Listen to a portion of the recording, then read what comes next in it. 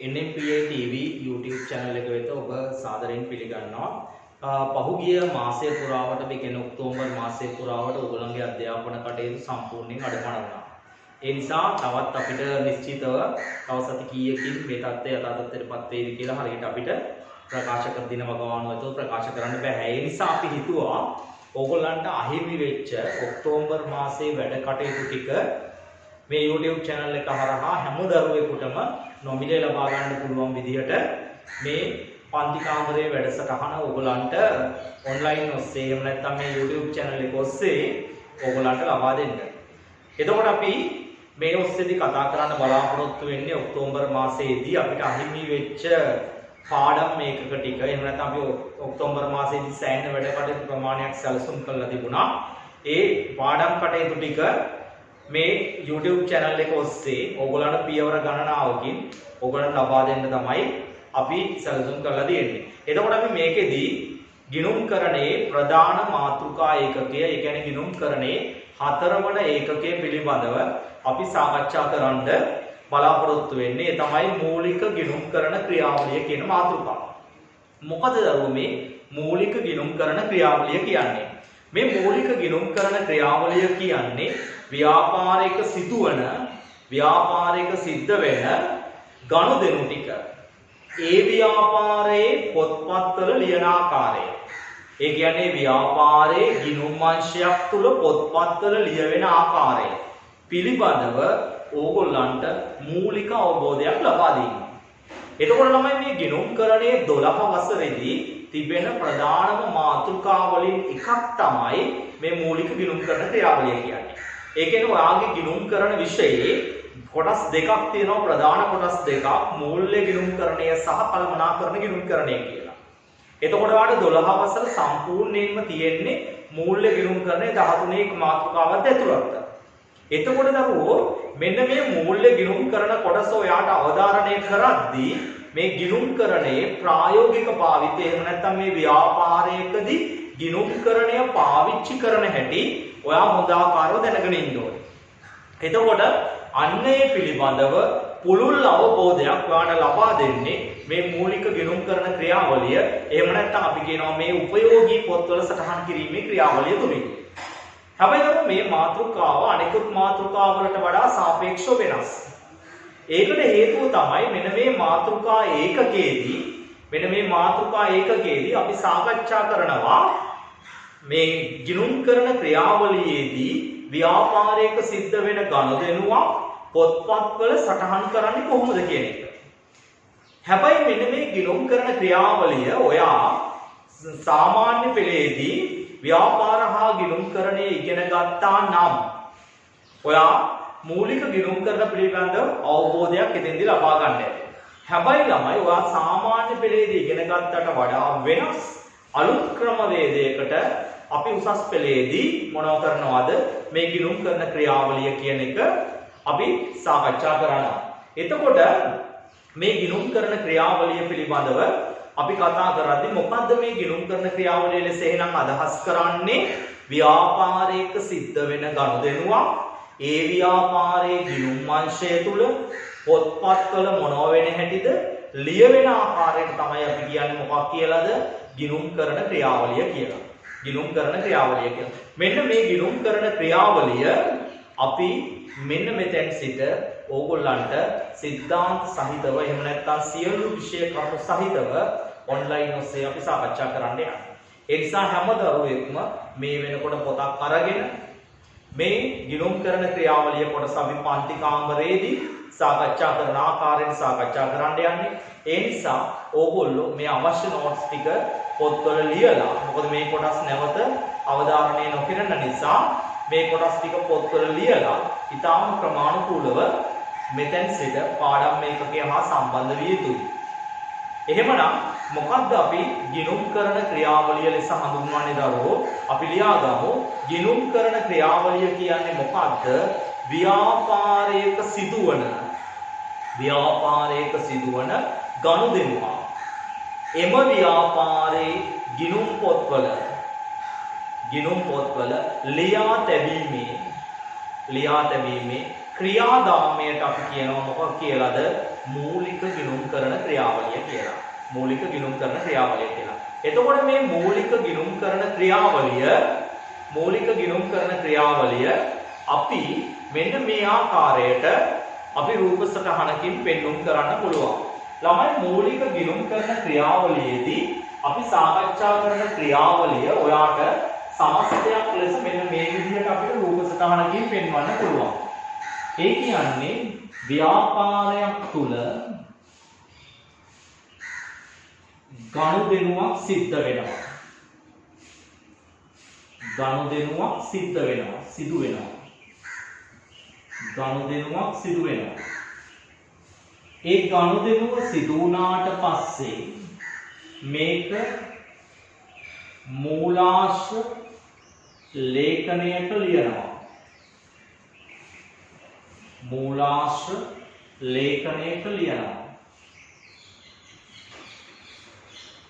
පොතේ පිළිවෙලට මේ ක්‍රියාවලිය මාත් එක්කම ලියා ගන්න. මොකද්ද කිව්වේ?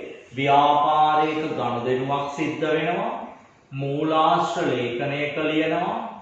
මූලාශ්‍ර ලේඛනයක ලියලා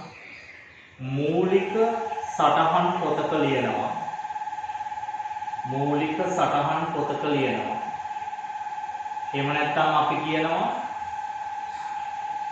උපයෝගී පොතක ලියනවා කියලා. මේ උපයෝගී පොතක ලියලා මේක ලෙජරයට පිටපත් කරනවා. ඒ කියන්නේ ද්විත්ව සටහන් ක්‍රමයට අනුව ගිණුම් වලට දානවා. එතකොට මේ ද්විත්ව සටහන් ක්‍රමයට ගිණුම් වලට දාලා ඉවර වෙලා මේ ගිණුම් තුලනය කරලා මොකක් ලබා ගන්නවද? ශේෂ පිරික්සුමක් ලබා ගන්නවා.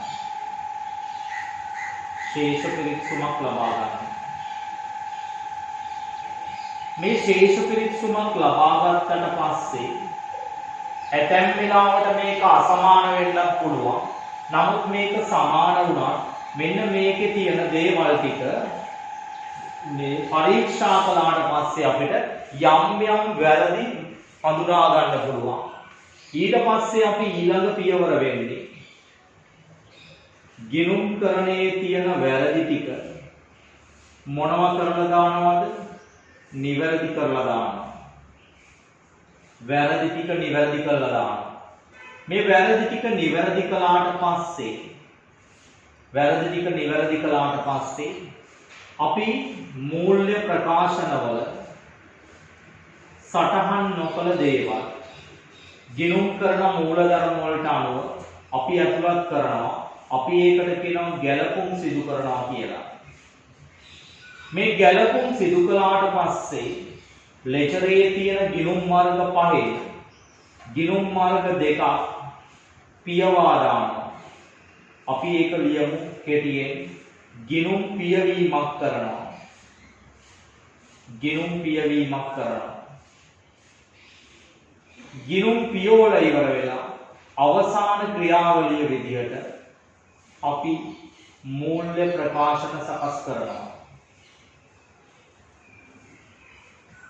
එහෙනම් ළමයි අපිට මේ පාඩම තුලදී ඉගෙන ගන්න තියෙන සමස්ත ක්‍රියාවලිය මෙන්න මේ විදිහට අපිට සාරාංශ කරන්න පුළුවන්. මොකද දරුවෝ මාත් එක්කම මේ කියන ගමම ඕගොල්ලෝ පිළිවෙලට ලියාගමු. මේක ගැලීම් සටහනක් විදිහට ලියාගමු. මේකේ සියලු පියවරයන් අපි පියවරෙන් පියවර ඕගොල්ලන්ට සාකච්ඡා කරනවා. මොකද තියෙන්නේ? ව්‍යාපාරයක ගනුදෙනු සිද්ධ වෙනවා. මූලාශ්‍ර ලේඛනයක ගනුදෙනු ලියනවා. ඒ වගේම මේක මූලික සටහන් පොතක ලියනවා. ලෙජරයට පිටපත් කරනවා. ශේෂ පිරික්සුමක් ලබා ගන්නවා. වැරදි නිවැරදි කරනවා. ගැලපුම් සිදු කරනවා. ගිණුම් පියවීම කරනවා. මූල්‍ය ප්‍රකාශන සකස් කරනවා. එහෙනම් ගනුදෙනුව මූල්‍ය ප්‍රකාශන සකස් කිරීම දක්වා ක්‍රියාවලිය පිළිබඳව පුළුල් අවබෝධයක් ඔයා මේ ගිණුම් කරන්නේ ඒ ක්‍රියාවලිය කියන මාතෘකාව යටතේ සාකච්ඡා කරනවා දරුවෝ. එතකොට මෙන්න මේ මාතෘකාව අපි පුළුල් ඒකක ගණනාවකින් යුක්තයි. එහෙම නැත්නම් අපේ සිද්ධාන්ත පන්තිය තුල මේ පාඩම නිබන්ධන 16කින් යන විශාල මාතෘකාවක්. එතකොට මේ නිබන්ධන 16න් විශාල කොටසක් ඔයා මේ වීඩියෝ මාලාව ඔස්සේ අධ්‍යයනය කරන්න ඔයාට අවස්ථාව ලැබෙනවා. එතකොට ඔයා මේකේ නෝට් ටික එහෙම නැත්නම් මේකේ සටහන් ටික ක්‍රමානුකූලව ලියලා හොඳ විෂය දැනුමක් ඔයාට ලබා ගන්න පුළුවන් මේ ඒකකයේ පිළිබඳව. එහෙමනම් මෙන්න මේ ගිණුම් කරන ක්‍රියාවලියේ ගනුදෙනු සිදුවීම කියන තැනින් අපි පටන් ගමු. මේ ගනුදෙනුවක් සිදු වුණාට පස්සේ මේක ලියනවා කිව්වා මොකේකද? මූලාශ්‍ර ලේඛනයක දරුවෝ. මොකද මේ ගනුදෙනුවක් සිද්ධ වුණාම ඇයි මූලාශ්‍ර ලේඛනයක ලියන්නේ? දරුවෝ ගනුදෙනුවක් ව්‍යාපාරයක සිදු වෙන්නේ ගිණුම් අංශය ඇතුලේ නෙමෙයි. මොකක් ඇතුලේ නෙමෙයිද? ගිණුම් අංශය ඇතුලේ නෙමෙයි. මේක සිදු වෙන්නේ ව්‍යාපාරයක විවිධ ස්ථානවල. එතකොට ළමයි මේක සටහන් කිරීම කරන්නේ කොහෙද? ගිණුම් අංශයක. මේක සටහන් කිරීම කරන්නේ කොහෙද? ගිණුම් අංශයක. එතකොට ළමයි ව්‍යාපාරයක විවිධ තැන්වල සිදුවෙච්ච ඒවා ගිණුම් අංශයක ලියද්දී අවශ්‍ය වෙනවා ගිණුම් අංශයට මේ ගනුදෙනුව සිදු වූ බව මොනවා කරගන්නද?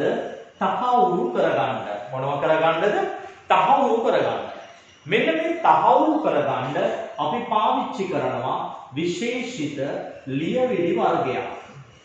ලියවිලි වර්ගයක්. ආන්ගේ ලියවිලි වලට කියනවා මූලාශ්‍ර ලේඛන හේවත් ප්‍රභව ලියවිලි කියලා. මොනවා කියලාද? මූලාශ්‍ර ලේඛන හේවත් මොනවා කියලාද? ප්‍රභව ලියවිලි. මොකද්ද දරුවෝ එහෙනම් මූලාශ්‍ර ලේඛන හේවත් ප්‍රභව ලියවිලි කියන්නේ? මූලාශ්‍ර ලේඛන හේවත් ප්‍රභව ලියවිලි කියන්නේ මොනවද? ව්‍යාපාරයක සිද්ධ වෙච්ච ගනුදෙනුවක් සිදු වූ බව මොනවා කිරීම සඳහාද? තහවුරු කිරීම සඳහා භාවිතා කරන ලියවිලි වලට කියනවා මොනවා කියලාද? මූලාශ්‍ර ලේඛන කියලා. මෙන්න මේ මූලාශ්‍ර ලේඛන දරුවෝ ගිණුම්කරණයේදී හඳුන්වනවා ප්‍රභව ලියවිලි කියලා. මොනවා කියලාද? ප්‍රභව ලියවිලි කියලා. ප්‍රභව ලියවිලි කියලා. එහෙම නැත්නම් ඔබ තව කියනවා ළමයි මූලික සාක්ෂි කියලා. එහෙමනම් අපි ලියාගමු පොතේ මූලාශ්‍ර ලේඛනයක් යනෝ ව්‍යාපාරයක සිදු ගනුදෙනුවක්. ව්‍යාපාරයක සිදු ගනුදෙනුවක් සිදු වූ බව තහවුරු කිරීම සඳහා සිදු වූ බව තහවුරු කිරීම සඳහා භාවිතා කරනු ලබන ලේඛන මූලාශ්‍ර ලේඛන ලෙස හඳුන්වයි. මූලාශ්‍ර ලේඛන ලෙස හඳුන්වයි. එතකොට දරුවෝ අපි මේ මූලාශ්‍ර ලේඛනයක ගනුදෙනු ලියනවා නම් ඉස්සෙල්ලාම මේ මූලාශ්‍ර ලේඛනයක ගනුදෙනු ටික ලිව්වට පස්සේ දරුවෝ මේ මූලාශ්‍ර ලේඛනය දුටු සැනින් සිදු වෙලා තියෙන ගනුදෙනුව කුමක්ද කියලා අපිට අඳුර ගන්න පුළුවන් වෙනවා. අපිට මොනව කරගන්න පුළුවන් වෙන්න ඕනේද? අඳුර ගන්න පුළුවන් වෙනවා. හැබැයි දරුවෝ එහෙම අඳුර ගන්න නම් මේ ගනුදෙනු වලට අදාළ මූලාශ්‍ර ලේඛන එකිනෙකට වෙනස් වෙන්න ඕනේ. එකිනෙකට මොනව වෙන්න ඕනේද? වෙනස් වෙන්න ඕනේ. දැන් උදාහරණයක් විදියට කිසියම් මූලාශ්‍ර ලේඛනයක් තියෙනවා. අපි මේ මූලාශ්‍ර ලේඛනය පාවිච්චි කරපුවාම බලපුවාම අපිට තේරෙන්න ඕනේ මේකේ තියෙන්නේ බඩු ණයට ගත්තේ. තව මූලාශ්‍ර ලේඛනයක් තියෙනවා. ඒක පරිශීලනය කරපුවාම අපිට තේරෙන්න ඕනේ මේකේ තියෙන්නේ බඩු ණයට වික්කේවා. එහෙනම් ළමයි මෙහෙම වෙන් කර ගැනීමේ හැකියාවක් නැත්තම් ඒක මොකක් වෙන්නේ නැද්ද? මූලාශ්‍ර ලේඛනයක් වෙන්නේ නැහැ. එහෙනම් දරුවෝ ගිණුම්කරණයේදී එක් ගනුදෙනු වර්ගය සඳහා වෙන වෙනම මොනව පවතිනවද? මූලාශ්‍ර ලේඛන පවතිනවා. මොනවද පවතින්නේ දරුවෝ? වෙන වෙනම මූලාශ්‍ර ලේඛන පවතිනවා. එහෙනම් අපි මේ මාතෘකාව යටතේ එක එක ස්ථානයේදී වෙන වෙනම මූලාශ්‍ර ලේඛන පිළිබඳව මොනව කරනවද? සාකච්ඡා කරනවා. පොඩි වාක්‍යයක් ලියාගමු. අපි මොකද්ද? මෙන්න මේක ලියාගමු. තරු ලකුණක් දාලා යටින් ලියා ගන්න. මූලාශ්‍ර ලේඛන භාවිතා කිරීමේදී එක් ගනුදෙනු වර්ගය සඳහා වෙන වෙනම මූලාශ්‍ර ලේඛන භාවිතා කරනු ලබයි. වෙන වෙනම මූලාශ්‍ර ලේඛන භාවිත කරනු ලබයි. එතකොට කොහොමද පාවිච්චි කරන්නේ? වෙන වෙනම මූලාශ්‍ර ලේඛන පාවිච්චි කරනවා. එහෙමනම් දැන් අපි බලන්න යන්නේ මේ මූලාශ්‍ර ලේඛනයක ගනුදෙනුවක් ලිව්වට පස්සේ මේ මූලාශ්‍ර ලේඛන ටික ව්‍යාපාරයක ගිණුම් අංශයක් වෙත යොමු කරනවා. කොහෙද යොමු කරන්නේ? ගිණුම් අංශයක් වෙත. කවුද යොමු කරන්නේ? ඒ අදාළ අංශවල ඉන්න ගිණුම් තබන්නන් විසින්. එහෙම නැත්නම් මේකේ පොත් තබන්නන් විසින් මේක යොමු කරනවා. කොහෙටද යොමු කරන්නේ? ගිණුම් අංශය වෙත. එතකොට තමයි මේ මූලාශ්‍ර ලේඛන ටික ගිණුම් අංශය වෙත යොමු කළාට පස්සේ ඒගොල්ලෝ මේ එක වර්ගයේ තියෙන මූලාශ්‍ර ලේඛනවල තියෙන දේවල් ටික වෙනම පොත්පත්වල මොනවද කරලා තියෙනවද? ප්‍රමාණිකූලව සටහන් කරලා තියෙනවා. ඒ කියන්නේ මේ මූලාශ්‍ර ලේඛනවල තියෙන්නේ ළමයි ගනුදෙනු දිනපිළිවෙලට. මෙන්න මේ දිනපිළිවෙලට තියෙන ගනුදෙනු ටික ඊටාම ක්‍රමානුකූලව වෙන වෙනම පොත් කට්ටලයක මොනව කරනවද? සටහන් කරනවා. වෙන වෙනම පොත් කට්ටලයක සටහන් කරනවා. කවුරු විසින්ද? ගිණුම් අංශය විසින්. එතකොට දරුවෝ මේ දිනපිළිවෙලට දෛනිකව සිද්ධ වෙන ගනුදෙනු ක්‍රමානුකූලව ලියලා තියන්න පාවිච්චි කරන පොත්වලට අපි කියනවා මූලික සටහන් පොත් කියලා. මොනවා කියලාද? මූලික සටහන් පොත් කියලා. මාතෘකාව ලියාගමු. මූලික සටහන් පොත් හෙවත් උපයෝගී පොත්. මූලික සටහන් පොත් හෙවත් උපයෝගී පොත්. ලියාගන්න. මූලික සටහන් පොතක් ලෙස අදහස් කරනු ලබන්නේ මූලික සටහන් පොතක් ලෙස අදහස් කරනු ලබන්නේ කිසියම් ව්‍යාපාරයක සිදු වූ ගනුදෙනුවක් එම ව්‍යාපාරයේ ගිණුම් අංශය තුල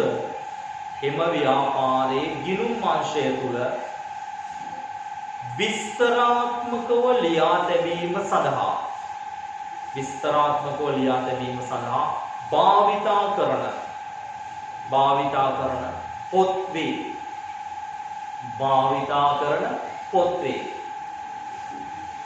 මෙම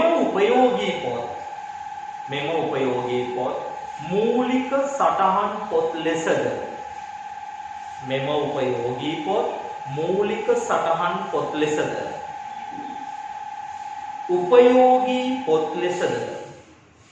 උපයෝගී පොත් ලෙසද දෛනික පොත් ලෙසද හඳුන්වයි. තවද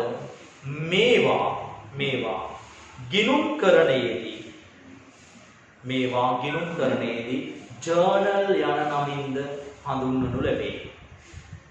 ජර්නල් යන නමින්ද හඳුන්වනු ලැබේ. එතකොට දරුවෝ ගිණුම්කරණයේදී හඳුන්වනවලු මේක මොනවා කියලාද?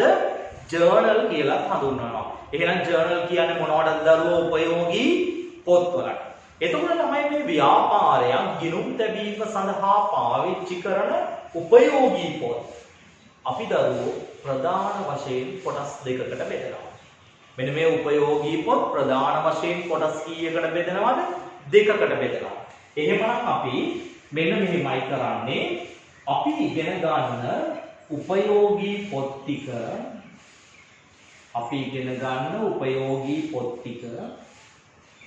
එහෙම නැත්නම් අපි කියනවා මේවට මොනවා කියලාද දරුවෝ?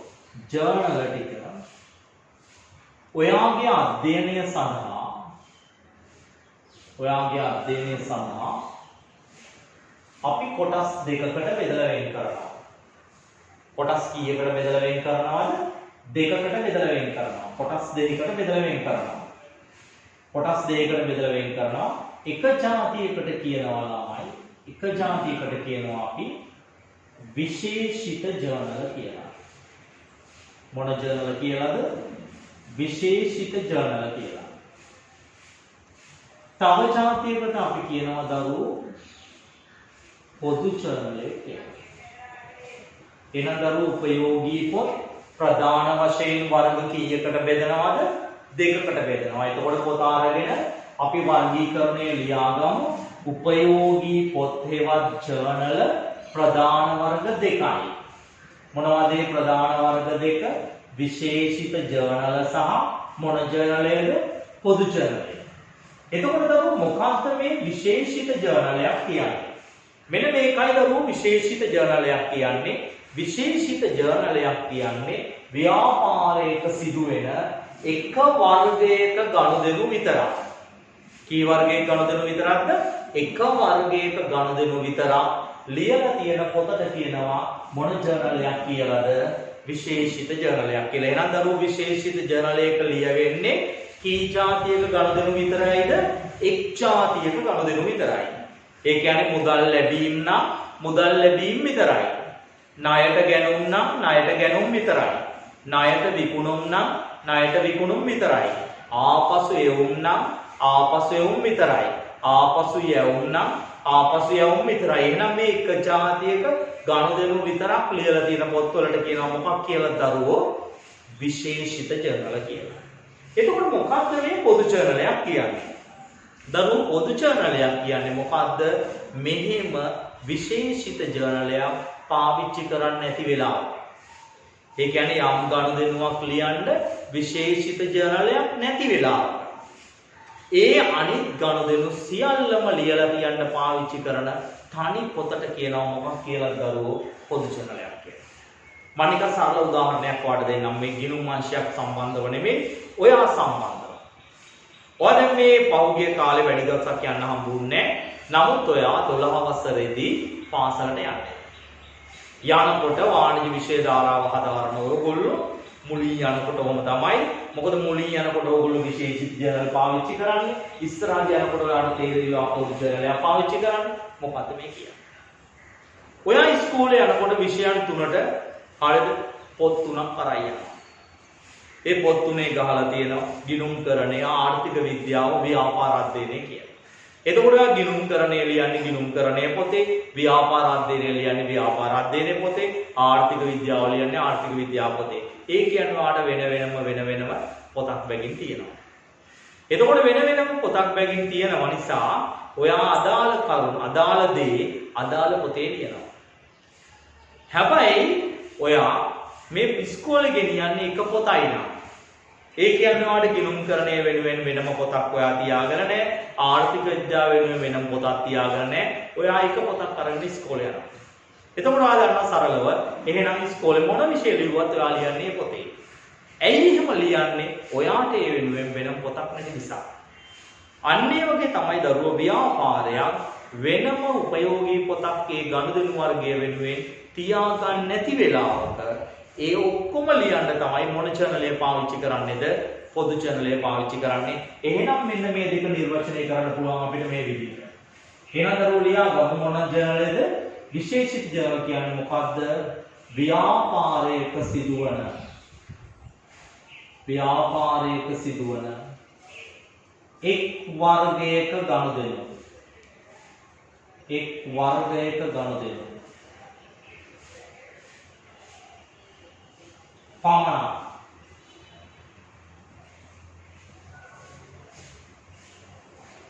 එක් වර්ගයක ගනුදෙනු පමණක් ලියා තබන පොත්වලට කියනවා මොනවා කියලාද? විශේෂිත ජර්නල කියලා. කොහොමද විශේෂිත ජර්නල නිර්වචනය කරන්නේ? ව්‍යාපාරයක සිදුවන එක් වර්ගයක ගනුදෙනු පමණක් ලියා තබන පොත්වලට කියනවා විශේෂිත ජර්නල කියලා. එතකොට පොදු ජර්නලය කොහොමද දරුවෝ නිර්වචනය කරන්නේ? විශේෂිත ජර්නලයක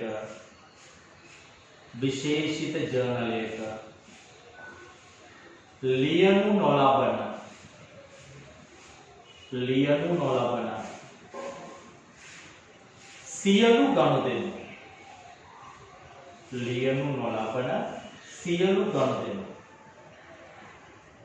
ලියා තබන පොත වේ. පොත කිව්වම එකයි. මොකද කිව්වේ?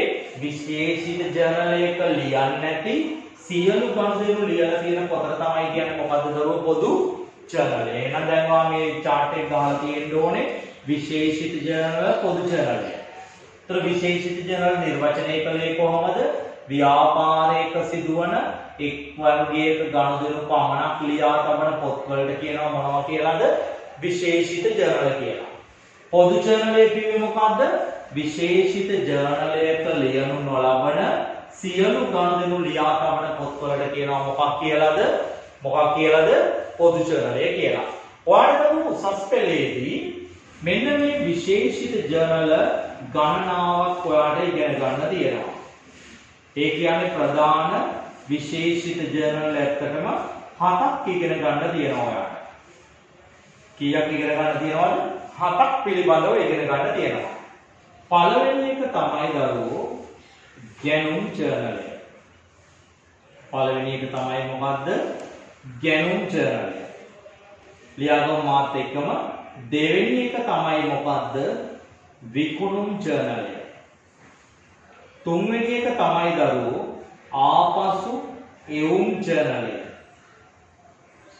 හතරවෙනි එක තමයි ආපසු යැවුම් ජර්නලය. පස්වෙනි එක තමයි දරුවෝ මුදල් ලැබීම් ජර්නලය.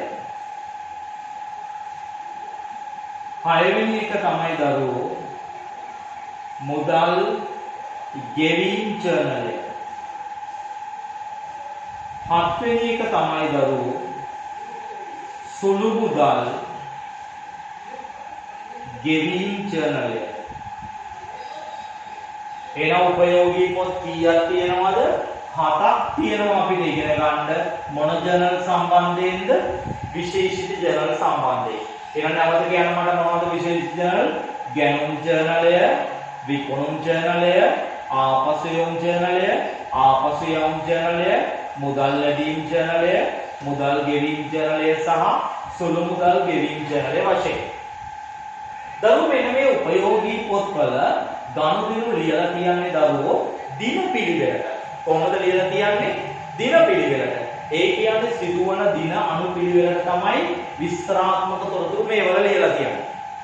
ඒ නිසා ඔබ ගිය අවුරුද්දේ කියන්නේ මේ 2019 නෙමෙයි 2018 පේපර් එකක් ඇහුවා දෛනික පදනමට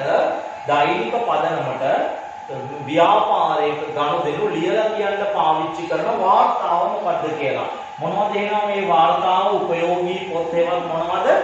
ජර්නල්. එතකොට තමයි මෙන්න මේ උපයෝගී පොත් 7 ලියන්න බැරි හැම ගනුදෙනුවක්ම ලියලා තියන්නේ මොන උපයෝගී පොතේ දරුවෝ? පොදු ජර්නලය. එහෙනම් අපි පොදු ජර්නලය පිළිබඳව සාකච්ඡා කරද්දී අපි එතනදී පුළුල්ව සාකච්ඡා කරනවා. එතකොට දරුවෝ මේ ගනුදෙනු මුලින්ම ලියනවා කිව්ව මූලාශ්‍රලේඛනයට. දෙවනුව ලියනවා කිව්ව උපයෝගී පොතට. මොකද්ද මේකේ අර්ථය? ඇයි මූලාශ්‍රලේඛනයක ලියන්නේ? ඇයි උපයෝගී පොතක ලියන්නේ? මෙලෙස දෙපළක ලියන්නේ ඇයි? ළමයි ව්‍යාපාරයක සිදුවෙච්ච ගනුදෙනු වාර්තා කළාට පස්සේ මේ ගනුදෙනු ඊටාම පිළිවෙලට පොත්පත්වල ලියුවාට පස්සේ ගිණුම් පරීක්ෂාවක් පසු අවස්ථාවකදී සිදු වෙනවා. එහෙනම් මේ ව්‍යාපාරයක සිද්ධ වෙච්ච ගනුදෙනු දරුවෝ ගිණුම් අංශය තුල නිසියාකාරව වාර්තාගත වෙලා තියෙනවද කියලා පරීක්ෂා කරන්න පහසු වෙන්න තමයි මෙන්න මේ ක්‍රියාවලිය කොටස් දෙකකට බෙදලා වෙන් කරලා තියෙන්නේ.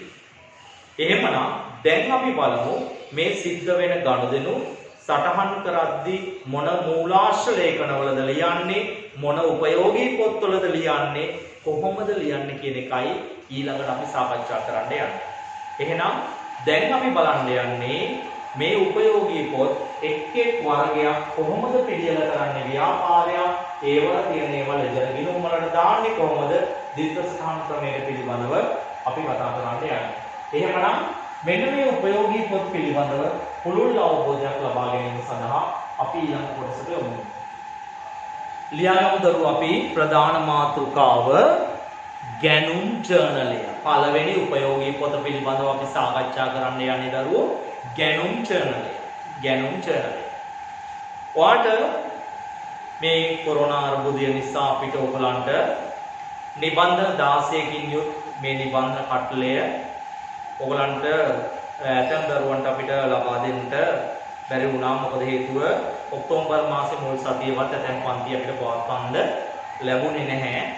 ඒ නිසා ඔයගොල්ලන්ට මේක ලැබෙන තෙක් අපි මේ වීඩියෝ මාලාව ඔස්සේ හරියට ඔයගොල්ලන්ට මේ ටියුට් වල තියෙන සියලුම ප්‍රශ්න අපි මේ වීඩියෝ මාලාව ඔස්සේ ඔයගොල්ලන් අපි ලියමින් සාකච්ඡා කරමු. මොකද ඔයගොල්ලන්ට තැපැල් මගින්වත් මේව එවන්න රටේ ගොඩාක් පැතිවලට වාතාවරණයක් නැහැ. ඒ හේතුව නිසා අපි හැමදිනාටම එකකින් අසාධාරණයක් සිදු වෙන නිසා ඒ කාටවත් අසාධාරණයක් අවාසියක් සිදු නොවන ආකාරයට අපි මේ නිබන්ධනවල තියෙන සියලුම දේවල් ඔයගොල්ලන්ට වීඩියෝ මාලාව ඔස්සේ අපි රිලීස් කරලා ඊට පස්සේ ඒවා පොත්පත්වල ලියලා හරියට නිසි පරිදි නෝට් එකක් විදියට ඔයගොල්ලන්ට සම්පූර්ණ කිරීමේ වැඩපිළිවෙල අපි හදලා තියෙනවා. right. ලියාගන්න දරුවෝ මාතෘකාව මොකද්ද? ගැනුම් ජර්නලය. එහෙම නැත්නම් ඔකට තව නමක් කියනවා දරුවෝ දෛනික ගැනුම් පොත. මොකක් කියලාද කියන්නේ? ගැනුම් ජර්නලය. එහෙම නැත්නම් දෛනික ගැනුම් පොත. ගැනුම් ජර්නලය. එහෙම නැත්නම් දෛනික ගැනුම් පොත. ගැනුම් ජර්නලය. එහෙම නැත්නම් දෛනික ගැනුම් පොත. right. මොනවද මේ ගැනුම් ජර්නලය කියන පොතේ ලියන්නේ? දරුවෝ මේ ගැනුම් ජර්නලය කියන පොතේ ලියන්නේ කිසියම් ව්‍යාපාරයක් නැවත විකිණීමේ පරමාර්ථයෙන්. මොන පරමාර්ථයෙන්ද? නැවත විකිණීමේ පරමාර්ථයෙන් ණයට ගන්න භාණ්ඩ පිළිබඳ විස්තර. මොන භාණ්ඩ පිළිබඳවද? ණයට ගන්න භාණ්ඩ පිළිබඳ විස්තර. ඇත්තටම නම් මේ ගැනුම් ජර්නලයේ ලියනවා නැවත විකිණීමේ පරමාර්ථයෙන් ගන්න දේවල් වගේම නිෂ්පාදන කටයුතු වලට යොදා ගැනීමේ අරමුණෙනුත් ගන්නවා. ඒ කියන්නේ මොනවද? නිෂ්පාදන කටයුතු වලට යොදා ගැනීමේ අරමුණෙන් ගන්න දේවල් කිව්වේ දරුවෝ අමුද්‍රව්‍ය. මොනවද? අමුද්‍රව්‍ය. එතකොට අමුද්‍රව්‍ය ණයට ගන්නේවත් ලියන්නේ මොකේලුද? ගැනුම් ජර්නලය. එහෙමනම් ලියාගමු දරුවෝ අපි ගැනුම් ජර්නලයේ නිර්වචනය මොකද්ද? කිසියම් ව්‍යාපාරයක් නැවත විකිණීමේ පරමාර්ථයෙන් හා නැවත විකිණීමේ පරමාර්ථයෙන් හෝ නිෂ්පාදන කටයුත්තකට භාවිතා කිරීමේ පරමාර්ථයෙන් නිෂ්පාදන කටයුත්තකට භාවිතා කිරීමේ පරමාර්ථයෙන් ණයට ගනු ලබන අන්නේ වචනයට ඉරක් ගහගන්න ණයට ගනු ලබන භාණ්ඩ පිළිබඳව ලියා තබනු ලබන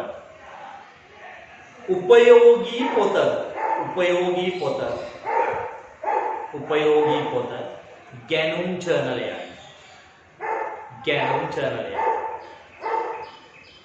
එහෙනම් දරුවෝ ගැනුම් ජර්නලයේ ලියනවා ගනුදෙනු වර්ග දෙකක්. මොනවා ණයට ගන්නේවද? නැවත විකිණීමේ පරමාර්ථයෙන් භාණ්ඩ ණයට ගන්නේවයි, අමුද්‍රව්‍ය ණයට ගන්නේවයි. ලියන්න තරු ලකුණක් දාලා යටින් ගැනුම් ජර්නලයක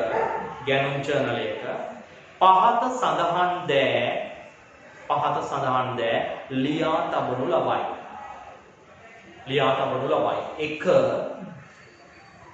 නැවත විකිණීමේ පරමාර්ථයෙන්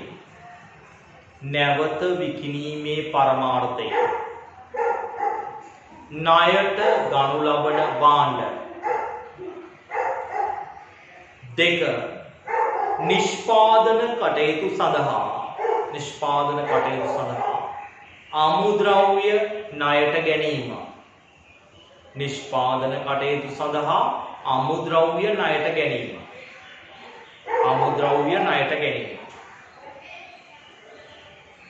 යටින් තරු ලකුණක් දාලා ආයෙ ලියන්න. නමුත් ගැනුම් ජර්නලයක්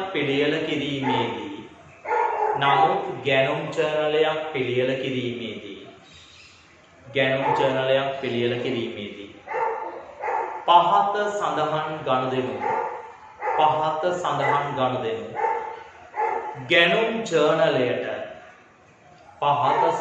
ගනුදෙනු ගැනුම් ජර්නලයට ඇතුළත් කරනු නොලැබේ.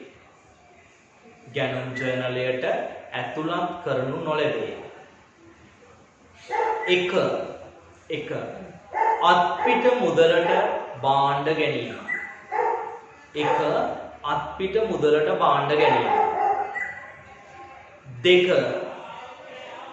දෙක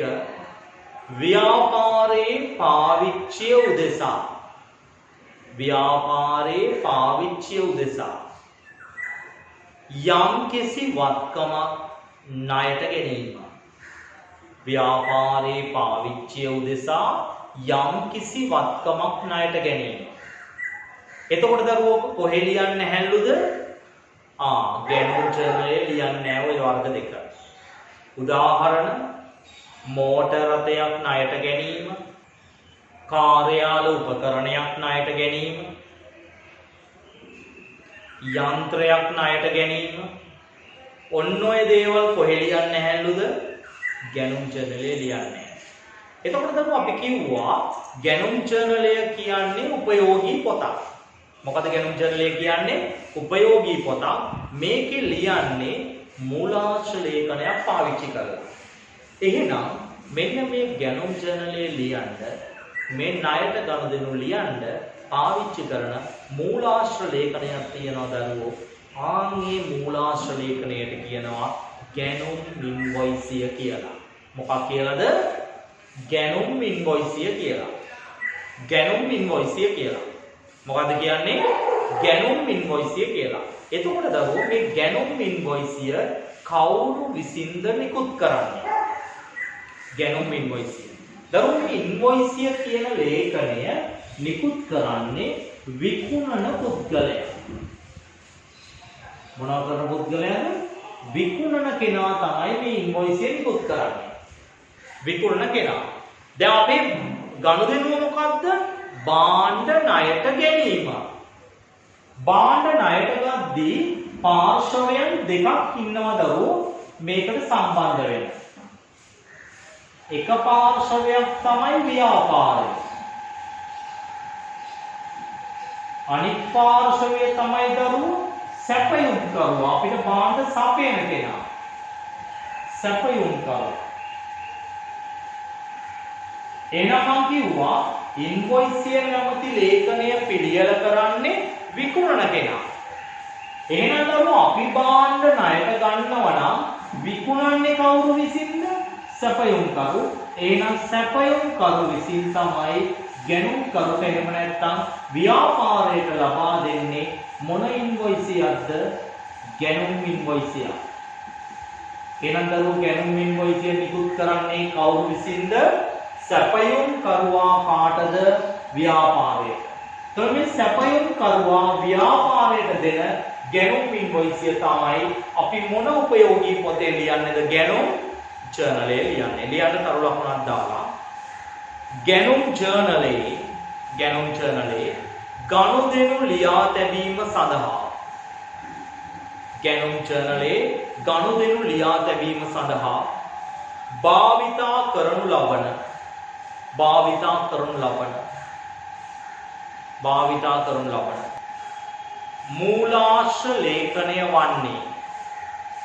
මූලාශ්‍ර ලේඛනය වන්නේ ගැනුම් ඉන්වොයිසියයි.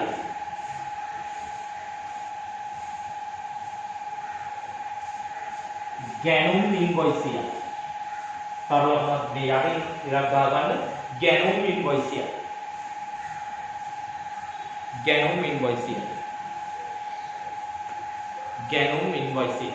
මොකද එනම් පාවිච්චි කරන්නේ ගැනුම් ඉන්වොයිසිය.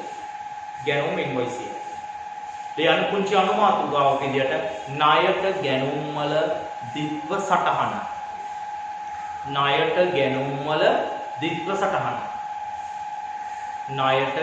වල දිත්ව සටහන. දරුවෝ මේ බලන්න. භාණ්ඩ ණයට ගත්තාම අපි දිත්ව සටහන් පාඩමේදී මේ ණයට ගැනුම් වල දිත්ව සටහන හදා ගන්න විදිය කතා කළා. දරුවෝ භාණ්ඩ ණයට ගත්තාම දිත්ව බලපෑම තමයි තොගය මොනව වෙනවද? වැඩි වෙනවා. ව්‍යාපාරයේ ඉන්න ණය හිමියොත් මේක තමයි ද්විත්ව බලපෑම. අපි මේ ද්විත්ව බලපෑම ද්විත්ව සටහන් ක්‍රමය බවට හැරෙව්වා. තොගය වැඩි වෙන එක තොග ගිණුමට දාන්න නැතුව. එමෙත තොගය වැඩි වෙන එක තොග ගිණුමට හර කරන්නේ නැතුව මේක අදාළ ගිණුමට හර කළා. මොකද අදාළ ගිණුම ගැනුම් ගිණුමට හර කළා. මොන ගිණුමටද හර කළේ? ගැනුම් ගිණුමට හර කළා. ණය හිමියෝ වැඩි වෙනවා කියන්නේ වගකීම් වැඩි වීමක්. වගකීම් වැඩි වෙන නිසා මේක බැර වෙනවා විශේෂ ගිණුමකට.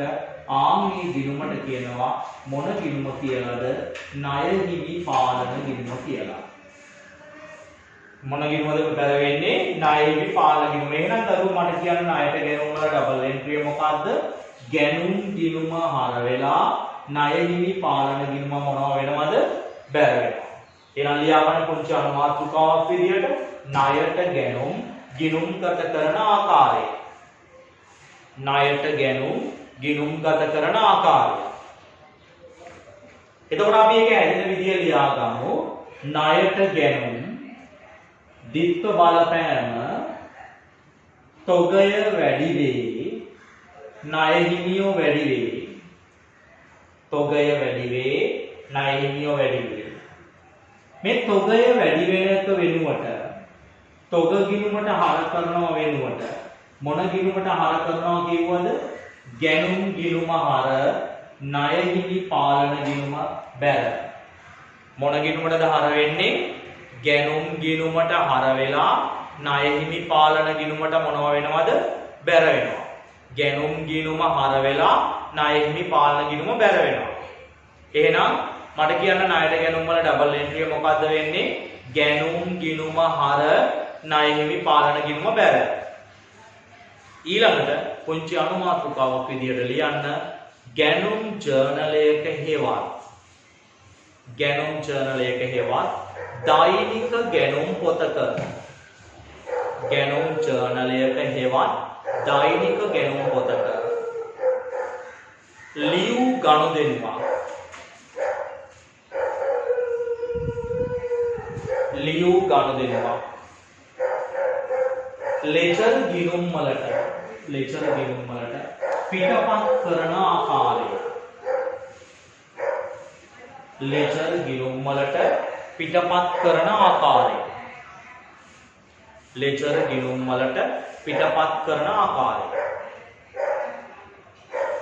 දරුවෝ මේක ගැනුම් ජර්නලය කියන උපයෝගී පොතේ ලියපුවා මෙන්න මෙහෙමයි පිටපත් වෙන්නේ. අපි ඒක ප්‍රධාන පියවර දෙකකට ගන්නවා. මෙන්න මේ විදිහට ලියන්න අංක 1.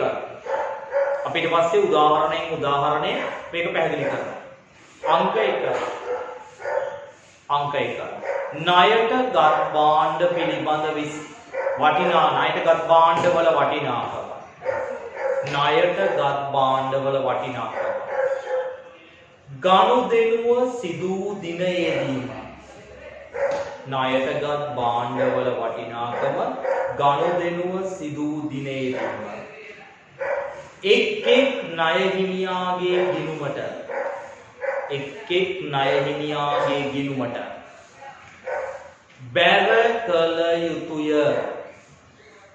බැර කළ යුතුය. අනේ වචන ටික ඉරක් ගහ ගන්න. බැර කළ යුතුය. වරහණක් ඇතුළේ ලියන්න ඉස්සරහින් වගකීමක් ඇතිවන නිසා.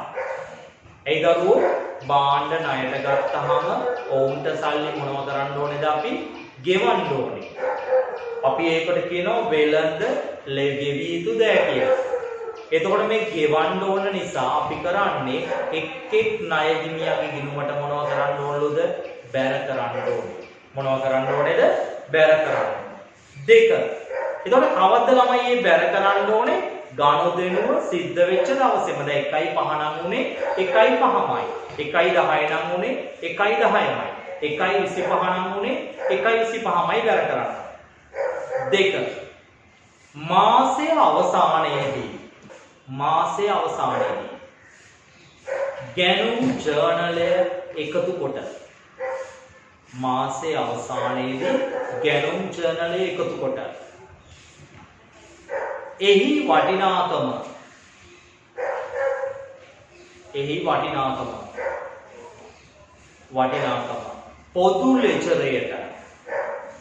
පොදු ලෙචරයට ද්විත්ව සටහනක් ලෙස පොදු ලෙචරයට ද්විත්ව සටහනක් ලෙස අන්නේ වචන ටික එකක් ගහගන්න ද්විත්ව සටහනක් ලෙස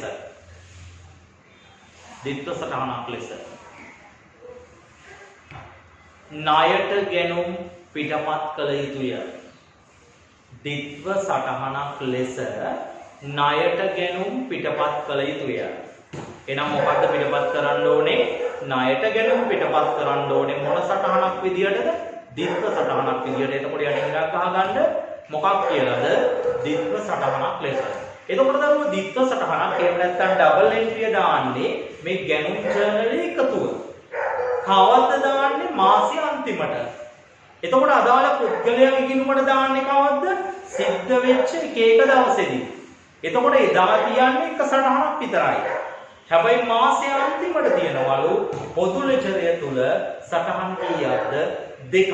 එහෙම නැත්නම් මොන සටහනක්ද? ද්විත්ව සටහන. එහෙමනම් දරුවෝ ඔයාට මේ නිබන්ධනයේ ගැනුම් ජර්නල් කියන අපේ ගැනුම් කරන ක්‍රියාවලිය අපි අංක 4 ලෙස හඳුන්වලා තියෙන්නේ. අංක 4 නිබන්ධනයේ අපි පළවෙනි අභ්‍යාසයෙන් පාඩ ගණන් හැදීම ආරම්භ කරමු. එතකොට ඔයාට මේ නිබන්ධනය ලැබෙන තෙක් අපි මේ පළවෙනි අභ්‍යාසය ලියලා අදමු. එහෙමනම් මේ අපි කතා කරන්න යන්නේ ගැනුම් ජර්නල් අභ්‍යාසවල අභ්‍යාසාංක 1 පිළිබඳව. අභ්‍යාසාංක 1 පිළිබඳවයි අපි සාකච්ඡා කරන්න යන්නේ. දැන් ඔයාලට බෝඩ් එකේ දිස්සෙනවා අභ්‍යාසාංක 1 අපි ලියාගමු අභ්‍යාසාංක 1.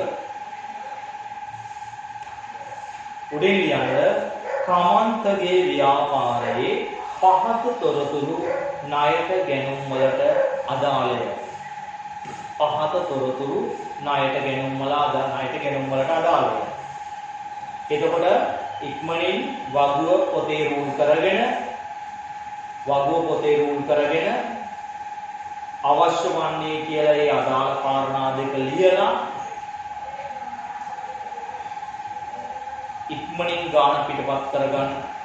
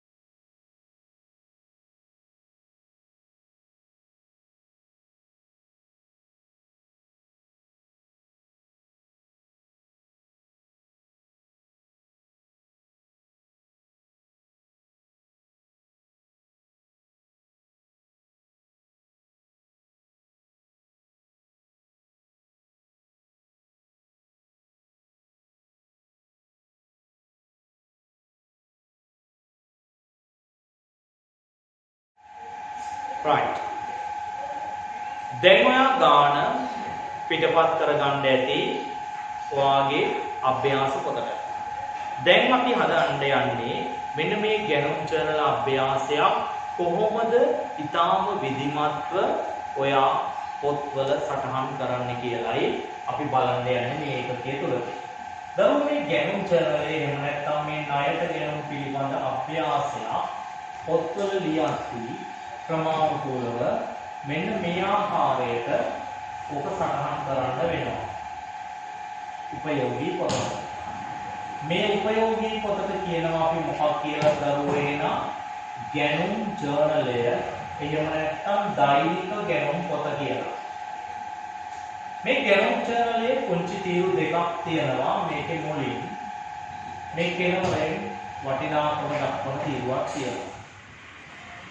ඒ නිසා අපි දක්වනවා දරුවෝ දිනය මේ ගනුදෙනුව කවද්ද සිද්ධ වුනේ. මෙතන දානවා ගැනුම් ඉන්වොයිසියේ තියෙන අංකය. එහෙම නැත්නම් මේක සටහන් වෙලා තිබිච්ච මූලාශ්‍ර ලේඛනයේ අංකය. මේ ණයට ගන්නේ සැපයුම් කරුවන්ගෙන් කිව්වා. ඒ නිසා මෙතන දානවා දරුවෝ සැපයුම් කරු. ඒ කියන්නේ කාගෙන්ද ගත්තේ? සහ ඒකේ මොකද්ද? වටිනාකම රුපියල් කීයක් තියෙනවද? ඔවුන්ට කීයක් ගෙවන්න ඕනේද කියලා. එහෙමනම් රූල් කරගමු අපි ගැනුම් ජර්නලය පල්ලෙහාට රූල් 7ක් හිටින්න අපි රූල් කරගමු ගැනුම් ජර්නලයක් දරුවෝ. මොකද මේ ගැනුම් ජර්නලයේ පොඩි තීරු දෙකක් තියෙනවා. දිනය ගැනුම් ඉන්වොයිසි අංකය. ඊට පස්සේ මෙන්න මෙතන තීරුවක් තියා ගන්නවා. කාගේ නම ලියන්නද? සැපයුම් කරුවගේ නම ලියන්න. කාගේ නම ලියන්නද? සැපයුම් කරුවගේ නම ලියන්න. මෙතන එනවා දරුවෝ වටිනාකම. වටිනාකම රුපියල් වලින්.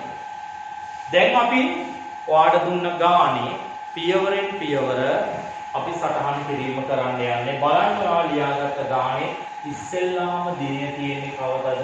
1/5 වෙනිදා. මාත් එක්කම ගාන හදාගෙන යන්න. ඉන්වොයිසි අංකය තියෙන්නේ කීයද? 13. කවුද පුද්ගලයාගේ නම තියෙන්නේ? අමල්. බලන්න දරුවෝ මට කියන්න අමල්ගෙන් කීයක් වටින භාණ්ඩ අරන් තියෙනවද? 30000ක් වටින භාණ්ඩ අරන් තියෙනවා. වෙළඳ වට්ටමක් දීලා තියෙනවා අමල්. මොකද්ද දරුවෝ මේ වෙළඳ වට්ටමක් කියලා කියන්නේ? වෙළඳ වට්ටමක් කියන්නේ අමල්ගෙන් භාණ්ඩ ණයට ගද්දී අමල් විසින් මොකද කරලා තියෙන්නේ? භාණ්ඩවල මිලෙන් 5% අඩු කරලා. එතකොට භාණ්ඩවල මිලෙන් 5% අඩු කළා නම් දරුවෝ මොකද්ද කරන්න ඕනේ? අමල්ට අපි ගෙවන්න තියෙන්නේ 30000ක් නෙමෙයි ඊට වඩා අඩුයි. එහෙනම් අපි මෙන්න මෙතන දාන්න ඕනේ අමල්ට ගෙවන්න තියෙන ගාණ. වෙන වචනකින් කියනවා නම් මොකද්ද? අමල්ට ගෙවන්න තියෙන ගාණ කියලා කියන්නේ මොකද්ද? අමල්ගේ වෙළඳ වට්ටම මොනවා කළාට පස්සේ එන ගාණද? අඩු කළාට පස්සේ එන ගාණ. වෙළඳ වට්ටම මොනවා කළාට පස්සේ එන ගාණද? අඩු කළාට පස්සේ එන ගාණ. එහෙනම් දරුවෝ 30000ට 105යි කියන්නේ 30000ට 10ක් නම් කීයක් එනවද? 3000යි. 5යි කියන්නේ කීයක් එනවද? 1500යි. එහෙනම් 30000න් 1500ක් ගියාම දරුවෝ කීයක් විතරද ගෙවන්න වෙන්නේ? 28500යි. කීයක්ද ගෙවන්න වෙන්නේ? 28500යි. දෙවෙනි ගනුදෙනුව 1/10 වෙනිදා. ඉන්වොයිස් සංඛ්‍ය දානවා අංක 14. වටිනාකම තියෙනවා. හැබැයි වෙළඳ වට්ටමක් නැහැ. කීයද? 20000යි. කවුද පුද්ගලයා? නාම. ඒ වගේම පළවෙනි මාසේ 12 වෙනිදා. ගනුදෙනු කරුවා විමාන. ඉන්වොයිස් සංඛ්‍ය තියෙන්නේ කීයද? 15. වටිනාකම 15000ක් තිබුණට වෙළඳ වට්ටම 110ක් තියෙනවා.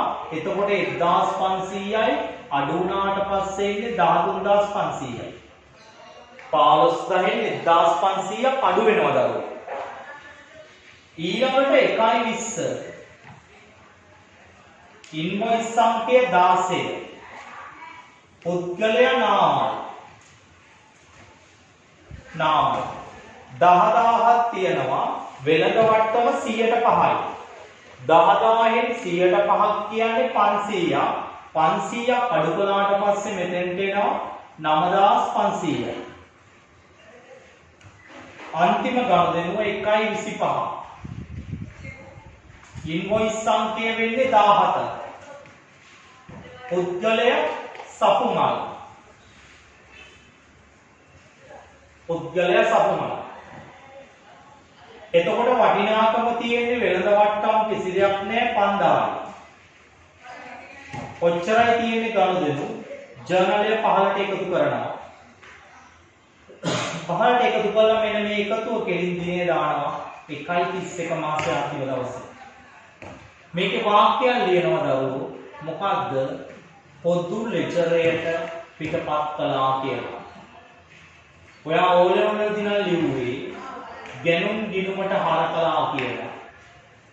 එහෙම හර විතරක් නෙමෙයි කරන්නේ ද්විත්ව සටහන් ක්‍රමය තමයි යන්නේ.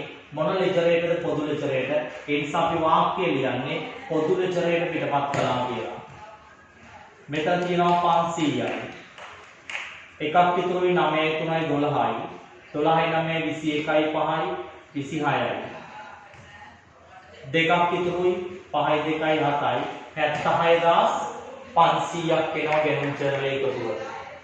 මේ ගැනුම් ජර්නලයට තමයි දරුවෝ කියන්නේ දෛනික ගැනුම් පොත කියලා. දැන් අපි මේක සටහන් කරන්න යන්නේ. ඒ සටහන් කරද්දී මෙන්න මේ වගේ ගිණුම් ඕන වෙනවා. හොඳට මාත් එක්ක උඩු කරගමු. ඊටාම පිළිවෙලට. ඉස්සෙල්ලාම මේ මාසේ අන්තිමට ගණුදෙනු ටික දාන්න අවශ්‍ය වෙනවා. පොදු ලෙජරය කියලා වර්ගීකරණය කරගන්න මේක අන්ඩර්ලයින් කරලා වර්ගීකරණය කරගන්න ද්විත්ව සටහන් ක්‍රමයට ලියන නිසා ගිණුම් දෙකක් ඕන වෙනවා. පල්ලෙහාට රූල් දෙකක් ඉදලට ගොඩක් ඕනේ නෑ. පුංචි ගිණුම් දෙකක් ඕන වෙනවා ණයට ගැනුම් සටහන් කරන්න. ඊට පස්සේ අපිට ඕන වෙනවා ණය හිමියන් වෙනුවෙන් එක් එක්කෙනාගේ ගිණුම් තියෙන කොටසක්. ආන්ගේ කොටසට අපි කියනවා ණය හිමි ලෙජරය කියලා. මොකද ණයට ගත්තේ කාගෙන්ද? ණය හිමියන්ගෙන්. ඒ නිසා ණය හිමියන් ඇතුළත් ලෙජරයට කියනවා මොන ලෙජරය කියලාද? ණය හිමි ලෙජරය. දැන් ළමයි ණය හිමි ලෙජරේ ගිණුම් කීයක් ගහන්න ඕනද කියන එක තීරණය වෙන්නේ ඔයාට අභ්‍යාසයේ දීපු නම් ටික අනුව. බලන්න අමල් ඉන්නවා, නාමල් ඉන්නවා, විමල් ඉන්නවා. නාමල් කියන්නේ මේ පුද්ගලයාමයි. ඊළඟට සපුමල් ඉන්නවා 4 දෙනයි. 4 දෙනෙක් ඉන්න නිසා අපිට කී ගිණුම් 4ක් ඕන වෙනවා. ඒ ගිණුම් කීයක් ඕනද දරුවෝ? 4ක් ඕන වෙනවා. ඒ ගිණුම් 4ක් ඕන වෙනවා. ඒ ගිණුම් 4ක් ඕන වෙනවා. මොනවද මේ 4 ඕන වෙන්නේ? මෙතන ඉන්න පුද්ගලයන්ගේ නම් වලින් මොනවද? අමල්, නාමල්, විමල්, සපුමල්.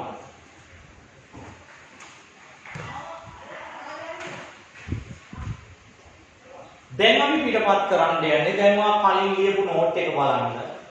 අපි කලින් නෝට් එක ලිව්වා ගැනුම් ජර්නලයක ගණුදෙනු ලෙජරයට පිටපත් කරන්නේ කොහොමද කියලා. ගැනුම් ජර්නලයක ගණුදෙනු ලෙජරයට පිටපත් කරන්නේ කොහොමද කියලා. කොහොමද දරුවෝ පිටපත් කරනවා කියවේ මතක ඇති අපි පියවර දෙකක් කිව්වා. මොකද්ද? ගණුදෙනුව සිදු වෙච්ච දවසේම එක එක පුද්ගලයන්ට ගෙවන්න තියෙන ගාණ ඔවුන්ගේ ගිණුම් වලට බැර කරන්න ඕනේ. ඔවුන්ගේ ගිණුම් වලට මොනව කරන්න ඕනේද? බැර කරන්න ඕනේ. කවද්ද? ඒ දවසේදීම. ඒ කියන්නේ කවදද? ඉස්සෙල්ලාම සිදුුනේ 1.5. දානවා බැර පැත්තේ. මොකද බැර කරන්න ඕනේ කියවනේ. දානවා 1.5. ලියන්නේ ගැනුම් කියලා. මොකද මේක ගත්ත එක. කොච්චරද ගෙවන්න ඕනේ පළවෙනි එක්කෙනාට? 28500ක් ගෙවන්න ඕනේ. ආයෙ දෙවෙනි එක්කෙනාගේ දිනේ දානවා 1.10. ගැනුම් කීයක් තියෙන්නේ? 20යි. ඊළඟට තියෙනවා ආයෙ 1.12 විමල්ගේ ගිණුමේ ගැනුම් කියලා ලියන්න. කීයද? 13500යි.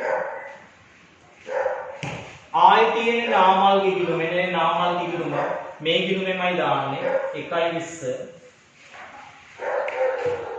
ගැනුම් කියලා. කීයද ළමයි දාන්නේ 9500යි. අන්තිම එක සපුමල් ගිණුම. ඒකේ දානවා දිනේ 1.25 ගැනුම් කියලා. රුපියල් කීයක්ද තියෙන්නේ? 5000යි. එහෙනම් අපි ගනුදෙනු පිටපත් කිරීමේ පළවෙනි පියවර ඉවරයි. මොකක්ද මේ පළවෙනි පියවර උනේ? ගනුදෙනුව සිද්ධ වෙච්ච දවසේම එක එක පුද්ගලයාගේ වෙනුමට මොනවා කළාද? බැර කළා. ඇයිද බැර කරනවා කිව්වේ? ඔවුන්ට සල්ලි මොනවා කළ යුතු නිසාද? ගෙවිය යුතු නිසා. ගෙවිය යුතුයි කියන්නේ වගකීමක්. වගකීම් බැර. ඊළඟට අපි කිව්වා මාසේ අන්තිමට. කවදද? මාසේ අන්තිමට. මොකද කරනවා කිව්වේ? ගැනුම් ජර්නලෙ එකහු කරනවා මාසේ අන්තිමට. එකතු කරලා මේ එකතුව මාසේ අන්තිම දවසේ මොන ලෙජරයට පිටපත් කරනවලුද? පොදු ලෙජරයට පිටපත් කරනවා.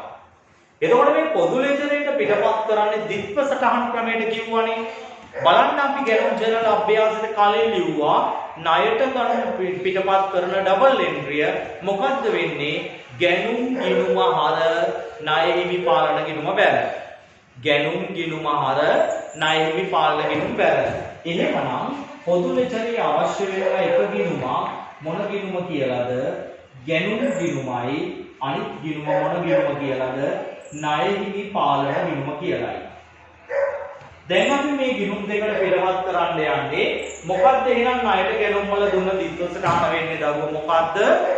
මොකද්ද වෙන්නේ දිත්ව සටහන? මොකද්ද දිත්ව සටහන වෙන්නේ? ණයට ගැනුම් සටහන් කරන දිත්ව සටහන මොකද්ද? ගැනුම් ගිණුම හර ණය හිමි පාලන ගිණුම බැර. කොහෙටද හර වෙන්නේ? ගැනුම් ගිණුම හර ණය හිමි පාලන ගිණුම බැර. එතකොට ගැනුම් ගිණුමට හර කරන්න කොච්චරද මේ එකතුව? 76500ක්. ණය හිමි පාලන ගිණුමට බැර කරන්න කීයක්ද? 76500ක්. දිනේ දාන්නේ දරුවෝ මාසේ අන්තිම දිනය කවදාද? 1.31. මෙතනත් බැලපැති දාන්නේ දිනේ 1.31. ලියන්නේ ප්‍රතිවිරුද්ධ ගිණුම් දෙකේ නම. මෙතන ලියන්නේ ණය හිමි පාලන කියලා. මෙතන ලියන්නේ ගැනුම් කියලා. ගිණුම් දෙකේ නම් දෙක මාරු කරලා විස්තර තීරුව ලියන්නේ. එහෙනම් බලන්න දරුවෝ ගැනුම් ජර්නලයේ හරිම ලේසි. ගැනුම් ජර්නලයේ වෙළඳ වට්ටම් ටික අඩු කරලා ගනුදෙනු ටික ලියලා මාසේ අන්තිමට එකතු කරා. එකතු කරලා කොහොමද ගිණුම් වලට පිටපත් කළේ? ගනුදෙනුව සිද්ධ වෙච්ච දවසේදීම අදාළ පුද්ගලයාගේ ගිණුමේ බැර පැත්තේ දැම්මයි. ඒ වගේම මාසේ අන්තිමට ගැනුම් ජර්නල එකතු කරලා මොකද කළේ දරුවෝ? මාසේ අන්තිමට ගැනුම් ජර්නල එකතු කරලා මේ පොදු ලෙජරයට දැම්ම මොන සටහන් ක්‍රමයටද? දිත්ව සටහන් ක්‍රමයට. එහෙනම් දරුවෝ අලුත් ලෙජර් ගිණුම් ක්‍රමයේදී දිත්ව සටහන් ක්‍රමයට මේ ගනුදෙනුව යන්නේ. එහෙම නැත්නම් ණයට ගැනුම් දිත්ව සටහන් ක්‍රමයට යන්නේ කවදාද? මාසේ අන්තිම දවසේ. එහෙනම් අද ගැනුම් එක සිදු වුණා කියලා අදම යනවද පොදු ලෙජරයට? නෑ. මාසේ අන්තිම දවසේ යන්නේ මොනවාක් විදියටද? දිත්ව සටහනක් ආකාරයට පොත්වලට යනවා. ඒ වගේම තව වැදගත් කරුණක් ඔයාලට මේ ගැනුම් ජර්නල් සම්බන්ධයෙන් කියන්න තියෙනවා දරුවෝ.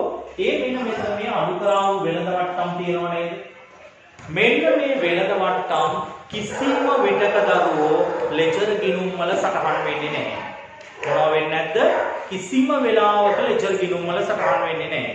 එහෙනම් ලියා ගන්න තරු ලකුණක් දාලා යටින් භාණ්ඩ ණයට ගැනීමේදී හමුවන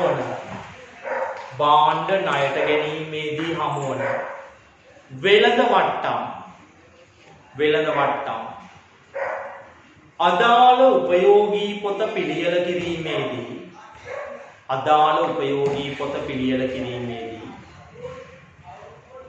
අඩු කර පෙන්වනු ලැබුවත් කිසිම විටක ගිනුම් වලට ඇතුළත් කරනු නොලැබේ. කිසිම විටක ගිනුම් වලට ඇතුළත් කරනු නොලැබේ. එහෙනම් දරුවෝ මොකද්ද කිව්වේ? වෙළඳ වට්ටම් ගිනුම් වල ලියන්නේ නෑ කිසිම විටක. ඒ කියන්නේ වෙළඳ වට්ටම් පොත් වලට ගන්නෙ නෑ. අපි පොත් වලට ගන්නෙ වෙළඳ වට්ටම් මොනවා කරලා එන ගානද? අඩු කරලා එන ගාන. එහෙනම් කොයිම වෙලාවකවත් දරුවෝ දුම් වට්ටම් සහ ලාද වට්ටම් කියලා ලියන්නේ වෙළඳ වට්ටම්ද? නෑ. ඒ වට්ටම් වෙන වට්ටම්. ඒවා අපි මුදල් වට්ටම් කතා කරනවා ලැබීම් ජර්නලේදී සහ ගෙවීම් ජර්නලේදී. ඒ නිසා මෙතන තියෙන වෙළඳ වට්ටම් කිසිම වෙලාවක ගිණුමකවත් ලියන්නේ ලියන්නේ නෑ. එහෙමනම් ඒ අපි සාකච්ඡා කළේ ගැනුම් ජර්නල් නිබන්ධනයේ පළවෙනි අභ්‍යාසය. අපි යම් ගැනුම් ජර්නල් අභ්‍යාසයේ දෙවන අභ්‍යාසයට අපි යම්. එහෙමනම් ලියාගමු දෙවන අභ්‍යාසය. ඔයාගේ පොතේ ලියාගමු දෙවන අභ්‍යාසය ජයසිරිගේ ව්‍යාපාරයේ අභ්‍යාසය. ජයසිරිගේ ව්‍යාපාරයේ අභ්‍යාසය. ලියන්න අභ්‍යාස අංක 2. ජයසිරිගේ ව්‍යාපාරයේ අභ්‍යාසය දැන් ඔයාලට බෝඩ් එකේ දායි.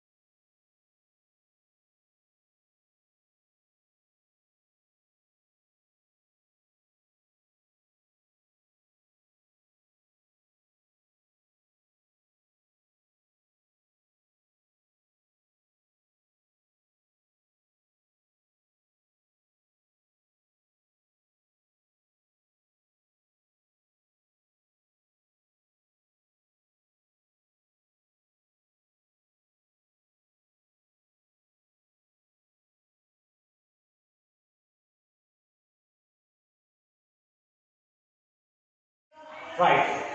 දෙවන අභ්‍යාසයේ ඔයා ලියාගෙන අවසන් නැති. බලන්න දෙවෙනි අභ්‍යාසයේ ජයසිරිගේ ව්‍යාපාරයේ ගානේ පිළිතුර ලියන්න ඔයාට අවශ්‍ය වෙනවා මෙන්න මේ ආකාරයක ගෙනුම් ජර්නලයක්. ඒ වගේම පොදු ලෙජරය කියලා ටී ගිණුම් දෙකක්. පොදු ලෙජරය කියලා මාතෘකාව ලියලා අන්ඩර්ලයින් කරලා ටී ගිණුම් දෙකක්. ඒ වගේම ණයහිමි ලෙජරය කියලා ගිණුම් කීයක් ඕනේද? 3යි ඕනේ. එතන පුද්ගලයෝ 3 දෙනා ඉන්නේ. ණය හිමි ලෙචරේ කියලා ගිණුම් 3යි. ණය හිමි ලෙචරේ කියලා ගිණුම් 3යි. ගැනුම් ජර්නලයයි පොදු ලෙචරයයි ණය හිමි ලෙචරයයි.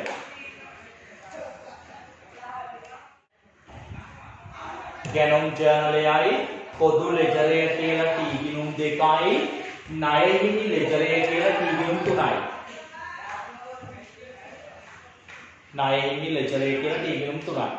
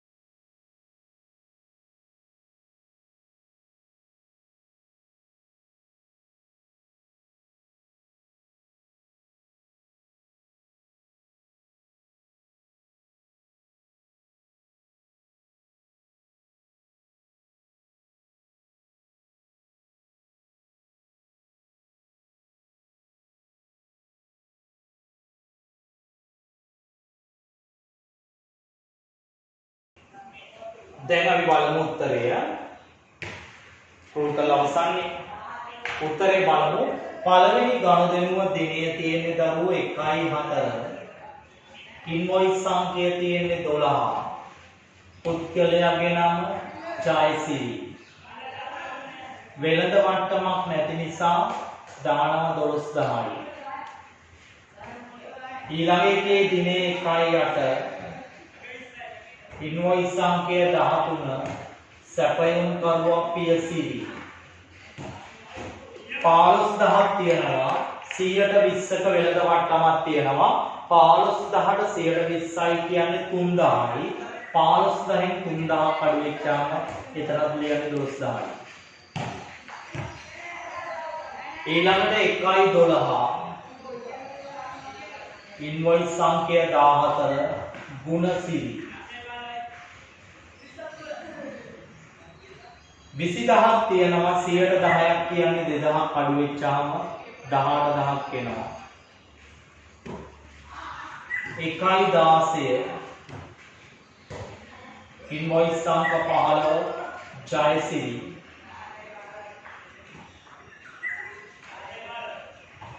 වෙළඳ වට්ටම් නැති නිසා දානවා 5000යි.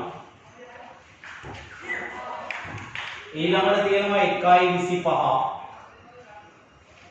ඉන්වොයිස් අංකය 16.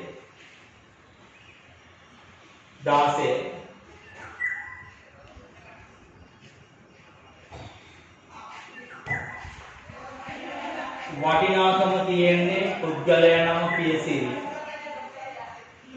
110යි අඩු කරන්නේ 25යි. එතකොට එනවා 22500ක්. දැන් 15ට එකතු කරන්න මාසයේ අන්තිමට. එකතු කරලා දිනේ ලියන්න මාසයේ අන්තිම දවස 1.31. මෙතන ලියන්නේ මොකක් කියලාද? පොදු ලෙජරයට පිටපත් කළා කියලා. පොදු ලෙජරයට පිටපත් කළා කියලා. මාසයේ අන්තිම දවසේ. බලමු අපි වටිනාකම කීයද කියලා. මෙතන තියෙනවා 500යි 4යි 8යි 12යි 5යි 17යි 2යි 19යි. එකක් ඉතුරුයි. 3යි 6යි 69500ක් එනවා ගැනුම් චැනල එකතුව. කීයක් එනවද ගැනුම් චැනල එකතුව? 69500ක් එනවා. දැන් අපි බලමු මේ ගැනුම් චැනලයේ තියෙන දේවල් ටික ගිණුම් වලට පිටපත් වෙන්නේ කොහොමද කියලා. මේ ගැනුම් වල ජර්නලයේ තියෙන ඒවා ගිණුම් වලට පිටපත් වෙන්න අදාළ පුද්ගලයන්ගේ නම් ටික ලියන්න ඕනේ ණය හිමි ලෙචරේ. කවුද ඉන්න ණය හිමියෝ? ජයසිරි කියලා එක්කෙනෙක් ඉන්නවා. පියසිරි කියලා එක්කෙනෙක් ඉන්නවා. ගුණසිරි කියලා එක්කෙනෙක් ඉන්නවා. එච්චරමයි මේ ජයසිරි පියසිරි මේ දෙන්නම තමයි. දැන් අපි කිව්වා ලෙජර් බිලුම් වලට පිටපත් කරන අවස්ථා දෙකයි තියෙන්නේ. එකක් ගනුදෙනුව සිද්ධ වෙච්ච දවසේදීම එක එක පුද්ගලයා ගිණුමට බැර කරනවා කියනවා. මොකද කරන්නේ අපි එක එක පුද්ගලයා ගිණුමට බැර කරනවා. එහෙමනම් අපි එක එක පුද්ගලයා ගිණුමට බැර කරමු 1/4 ගැනුම් කියලා ලියන්නේ 12 ආයතනයේ තියෙනවා 1/8 පියසිරිගේ ගිණුමේ ගැනුම් කියලා 12000යි 1/12 ගැනුම් කියලා 18000යි ආයි ජයසිරිගේ ගිණුමේ 1/16 ගැනුම් කියලා 5000යි ආය පියසිරිගේ ගිණුමේ 1/25 ගැනුම් කියලා 22500යි 22500යි එතකොට දරුවෝ මොකද්ද කළේ ගනුදෙනුව සිද්ධ වෙච්ච දවසේම එක එක පුද්ගලයාගේ ගිණුමට මොනවා කළාද දරුවෝ බැර කළා එක එක පුද්ගලයාගේ ගිණුමට බැර කළා දැන් අපි මාසයේ අන්තිමට මේ ගැනුම් ජර්නලේ එකතු කරලා ආපු ගාන තියෙනවානේ මේ ගැනුම් ජර්නලේ එකතු කරලා ආපු ගාන මොකද කරන්නේ පොදු ලෙජරේදී අදාළ ගිණුම් වලට දාන්න ඕනේ මොන සටහන් ක්‍රමයටද ද්විත්ව සටහන් ක්‍රමයට කොහොමද දරුවෝ ණයට ගැනුම් සටහන් කරන්නේ ඩබල් එන්ට්‍රි වෙන්නේ අපි උඩින් දුන්නා මොකද්ද ගැනුම් ගිණුම හර ණය හිමි පාලන ගිණුම් බැර එහෙමනම් ගිණුම් දෙකක් ඕනේ එකක් ගැනුම් ගිණුම අනිත් එක ණය හිමි පාලන ගිණුම එකක් ගැනුම් ගිණුම අනිත් එක ණය හිමි පාලන ගිණුම එහෙමනම් ගැනුම් ගිණුමේ දානවා හර පැත්තේ කීයද 69500යි ණය හිමි පාලන ගිණුමේ බැර පැත්තේ දානවා 69500යි ගැනුම් හර ණය හිමි පාලන බැර දිනේ දාන්නේ මාසයේ අන්තිම දිනේ 1/31 දෙපැත්තෙම දානවා මෙතන නම ලියන්නේ ප්‍රතිවිරුද්ධ ගිණුමේ නම මෙතන ලියනවා ණය හිමි පාලන කියලා මේකේ ප්‍රතිවිරුද්ධ ගිණුම මේක මේ නම ලියනවා මොනවා කියලාද ගැනුම් කියලා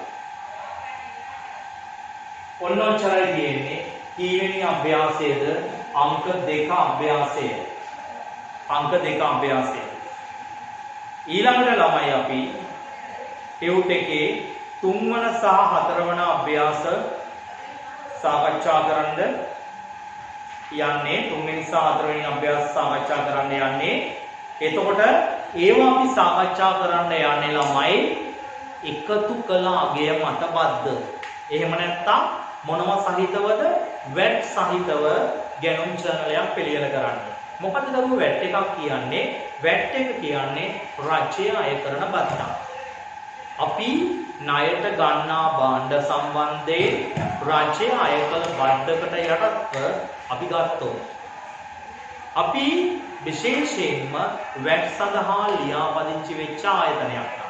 එහෙම නැත්නම් මේ ජනතාවට භාණ්ඩ විකුණද්දී වැට් අය කරන්න අපි බලයලත් ආයතනයක් නම් අපේ ගැනුම් ජර්නලය කොහොමද වෙනස් වෙන්න ඕනේ කියන එක. එතකොට දරුවෝ මේ අපි කලින් ගැනුම් ජර්නලය හැදුවේ මොන ව්‍යාපාරවලද? වැට් සඳහා රජයේ දේශීය ආදායම් පොත් දෙපාර්තමේන්තුවේ ලියාපදිංචි වෙලා නැති ව්‍යාපාරවල. දර වැට් සඳහා මේක වටිනාකම් තීරුවක් තියෙන්නේ ගැනුම් ජර්නලේ වැට් ලියාපදිංචි නැති. හැබැයි වැට් ලියාපදිංචි වෙච්ච ව්‍යාපාරයක මෙතන වටිනාකම් තීරු තුනක් සහිතවයි අපි ගැනුම් ජර්නලය මොනවා කරන්නේද පිළියෙල කරන්නේ. එහෙනම් ගැනුම් ජර්නලය පිළියෙල කරන්නේ පොඩි වාක්‍යයක් ලියා ගන්න.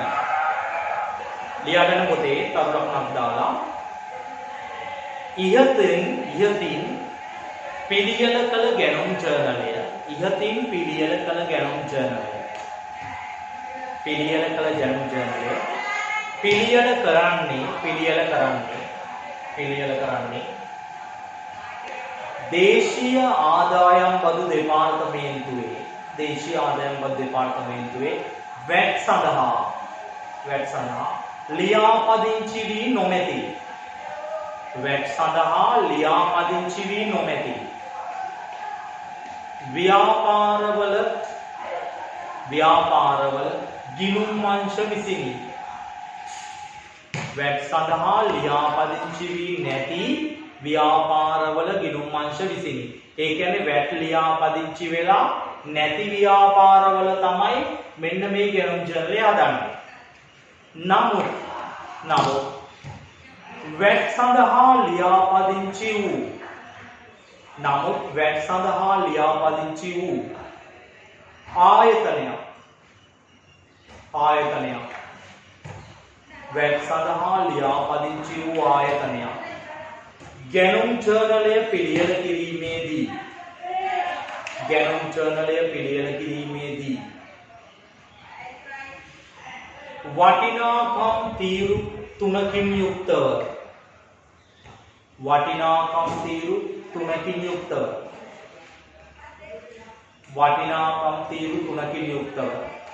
මෙම ගැනුම් ජර්නලය පිළියෙල කරයි.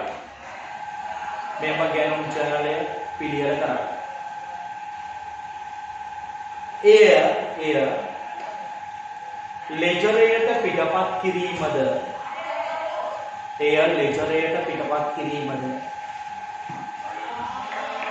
මීට වඩා තරමක් වෙනස් වේ.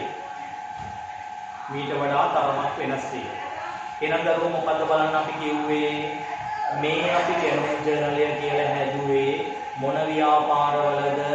දේශීය ආදායම් බදු දෙපාර්තමේන්තුවේ වැට් සඳහා ලියාපදිංචි නොවෙච්ච ව්‍යාපාර ගැනුම් ජර්නලයක් හදන්නේ.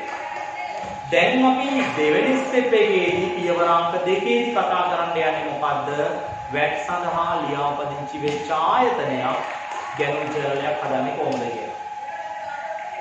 එහෙමනම් අපි මේ ගැනුම් ජර්නල් වීඩියෝ එකේදී 2022 ගැනුම් ජර්නල් වීඩියෝ එකේදී අපි දෙවෙනි වීඩියෝ එකේදී සාකච්ඡා කරනවා මොකක් සම්බන්ධයෙන්ද මේ වැට් සඳහා ලියාපදිංචි වෙච්ච ආයතනයක් මොනවා කරන ආකාරයේද ගැනුම් ජර්නලයක් හදන්නේ කොහොමද? මේ ගැනුම් ජර්නලයේ තියෙන ගනුදෙනු ලෙජර් ගිණුම් වලට පිටපත් වෙන්නේ මොන පිළිවෙලකද කියන එක අපි ඊළඟ ගැනුම් ජර්නල් part 2 වීඩියෝ එකෙන් ඔයගොල්ලන්ට හම්බ